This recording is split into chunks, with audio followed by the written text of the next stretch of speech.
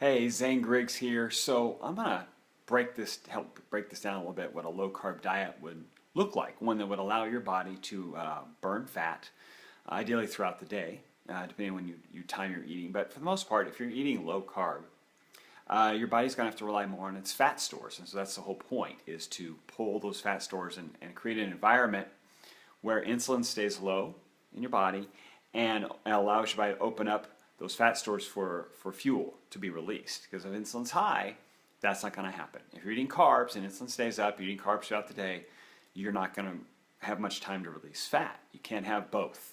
You're not going to have carbs going through your system and your body burning fat unless you're like running down the street. But most of us, during our day, we don't need that much energy. So when we've eaten a lot of carbs, it's more energy than we really need, and we end up storing most of it. And if you have more energy than you need and you're storing it, like you've just had your sandwich with a big old bun on it or a big bowl of pasta, your body doesn't need to release fat. You already have too much blood sugar in your system as it is, and that's toxic for any long period of time. So it has to pull it out of there and store it. Why would it release more?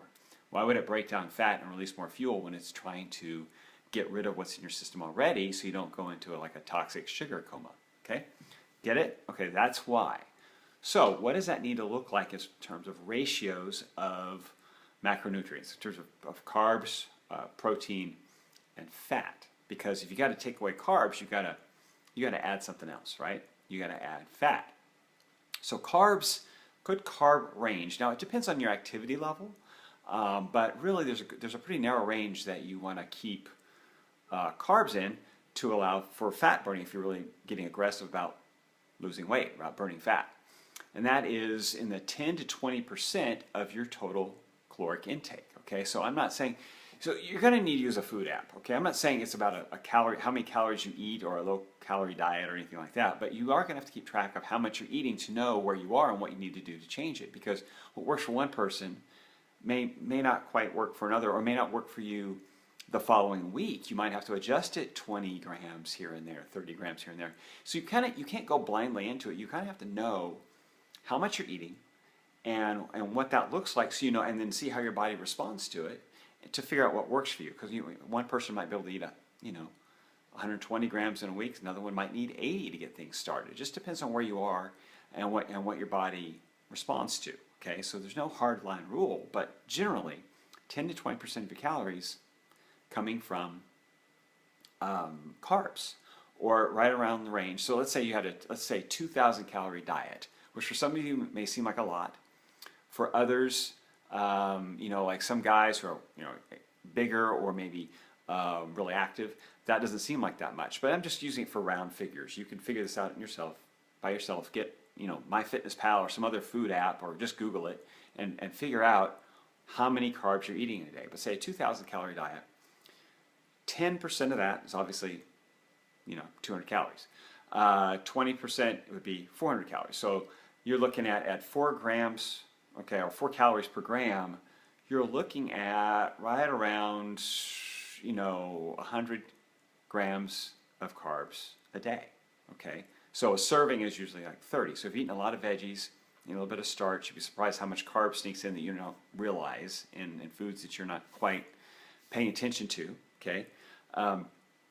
But if you can get in that 100 carb range, some of you might need 80, some of you might be able to get away with 120, okay? But that's what you're looking at. You're looking in that right around 100, 120 grams of total carb, including the veggies and everything else you should be eating. Now, protein, right around the same, maybe 20 to 25 grams. Some of you can maybe get away with a little bit less depending on your activity level, and if you're lifting, then you want the 25 range. So you're looking again at maybe, I'd say at least, okay, on the low end, and if you're a smaller woman, 70 to 80 grams, but most of us closer to 90 to 120 grams of protein. And so that doesn't leave much. So if you're looking at 10 to 20 grams of carbs, percent of carb, 20 to 25% protein, what does that leave for fat? You're looking at 60 to maybe 70% of your diet coming from fat. So on a 2,000 calorie diet, you're looking at 130 to 150 grams of fat per day, because it's 9 calories per gram. So where's it going to come from? First of all, some of you are in sticker shock right now. You're like, 120 grams of fat, oh my gosh. Look, if your insulin is staying low, okay, and you are able to pull from your fat stores, here's what happens. Insulin stays low, so it's not shuttling fuel out of your system because you've eaten a salad with some veggies on the side and some cheese and a piece of chicken or beef or whatever it is you ate, 4 or 5 eggs, 3 eggs, whatever it is. That fat's going to stay in your system for energy, so you're going to be satisfied. You're going to be less hungry. You're going to have fuel available. You're not going to have that crash, that big energy crash that goes up and then drops down and you're in the hole. And so you're going to feel more satisfied, and you're going to have energy flowing from your fat stores because insulin's not going to be elevated. So you're going to have all the fuel you'll need that's very steady, okay, while burning fat. So there's no need to undereat. Get it? Plus you enjoy your food. Things like avocados, cooking things in coconut oil, putting olive oil on your salad, nuts, okay? Those kind of things. Good food. Cheese, a little cheese here and there. Full fat dairy if you eat it, just no sugar. Get the plain stuff. Don't get sweetened, but you can get full fat milk if you drink it. Full fat dairy. Now, of course, count the carbs in those things. Those things have carbs too. Count them. They go in your carb log. But you get the point. The carb comes down, but the fat goes up, so you have energy and it stays in your system and you can burn it longer.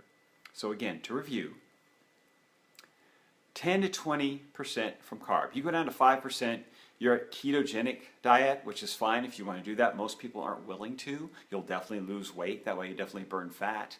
I have a hard time putting on muscle at that level. But if that's not your goal and you want to do it, do it. There's nothing wrong with it. It's ketogenic. You're going to burn a lot more fat. But for most people to maintain, 10 to 20% is probably a good range long term, and it's manageable for most people. 20 to 25% from your protein. Again, use a food app to figure that out. And then what's remaining is fat. And what I've found when I'm on this kind of diet, especially staying very strict with it, keeping my carbs really low, in that 10 to 15 range, 10 to 15% range, is I don't get that hungry. I tend to be releasing so much fat from my fat stores that I almost forget to eat. Or I don't need to eat very much, and then I really start getting lean because it gets in a state of where the fat burning metabolism kicks in and kicks it up a notch. It gets very efficient and starts pulling from fat stores. And you really don't miss it. You don't have the highs and lows. You don't have the cravings. You don't have the sugar cravings, the bread cravings. Get rid of those things. And, you just kind of cruise along burning a lot more fat. So, if you're, now, and I know some of you are posting stuff about size. I see someone saying, I'm this tall or this weight. You know what? You want to eat till you're satisfied. You want to eat enough that you're not hungry, okay? But it's about the ratio. So start off, here's what I do. I go super low carb, almost no carb throughout most of my day. And then when I am going to have something starchier, like if I'm going to have a little bit of sweet potato or a quinoa, or I'm going to have, instead of that, maybe some dark chocolate and some cashews, almost like a snacky treat. It's going to be at the end of the day. It's going to be at dinner or after dinner. And so I go through most of my day eating veggies and protein. Okay, so the veggies and protein keep the blood sugar low, and I burn fat all day long. And then if I'm still hungry after my dinner with the protein and veggies, that's when I will have the carb intake. So you want to make sure you're not cutting yourself off short from burning fat by grazing on the starchy carbs throughout the day. You can have the veggies, and if you're lifting weights and doing something intense like that, you can have a little carb. Maybe you're trying to lose weight aggressively, maybe 15 grams of carb shortly after that workout is fine.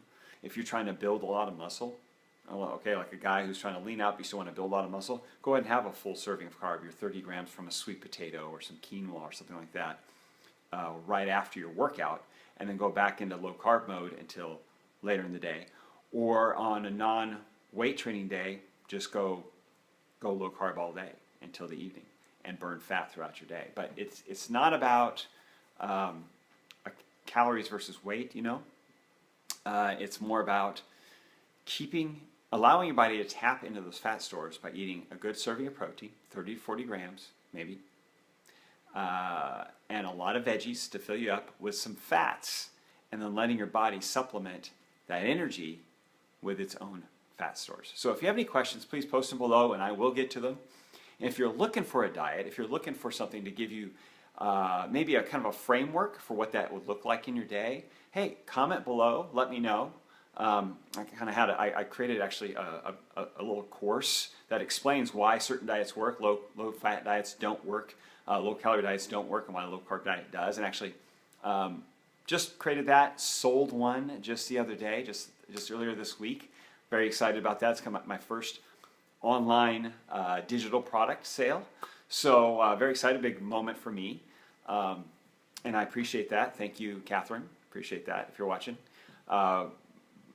So I'm appreciative of you guys, and I'm happy to give you a link to a free diet and video workout plan, circuit training workout plan. If you need it, just post below, and I'll be happy to send you the link. Talk to you later.